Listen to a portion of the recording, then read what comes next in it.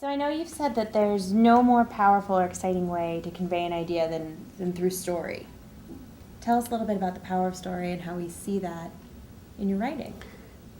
First of all, I should say that there's nothing more agonizing or difficult than writing a story. Can't imagine, but it's wrangling all also, those characters you were it's talking about joyful, it's before. beautiful when it happens. But Madeline L'Engle told me once over dinner, she said, Tom, you know, there are 3 essential rules to telling a story, a really good one. And I, dropped my fork and leaned forward. And then she said, unfortunately, nobody knows what they are.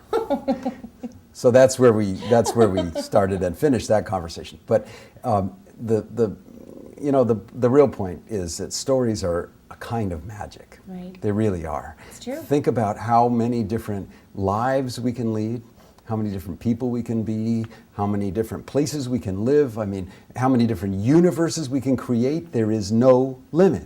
There's just like in our imagination, there's no limit. If the story is well told, it gives us a journey that can change our lives. And especially the stories like Madeline L'Engle used to tell so beautifully have the capacity to carry in them an idea, a big idea. Can I tell you a story just that Sure. I keep thinking about this, that just about a year ago, my daughter, Larkin, and I were walking. You remember I told you this story once? She asked me, in the way that kids can ask, she said, halfway through the walk, across our farm field, she said, Daddy, how is making a life like making a story? Mm. I know you spend a lot of time making stories, but how is it like making a life? And I tell you, it almost knocked me over backward, that story, that question. It was such a good question. Well, I said, well, look, first of all, in both of them, in the life and in the story, you get to be the author. So you get to choose a lot of what happens. At the same time, you have to take the elements you're given, okay? Your life gives you certain pieces of the puzzle.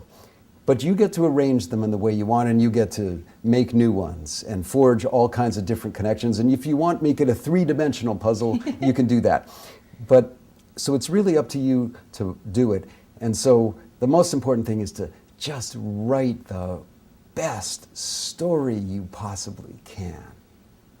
It's your story. And then like a really smart 9-year-old, she came back at me with another question because that wasn't good enough. She said, okay, but how does that really happen? What does it mean? And so what I said was simply, look, whenever I'm writing a story and whenever I'm trying to make a decision in life, I first of all try to go inside myself and I ask, okay, what is really important to me in my heart? So what do I love? And then I look outside myself and I say, okay, what does the world need out there? Does it need more stories about young heroes?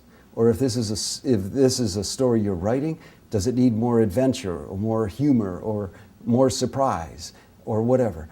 And then I fit the two together.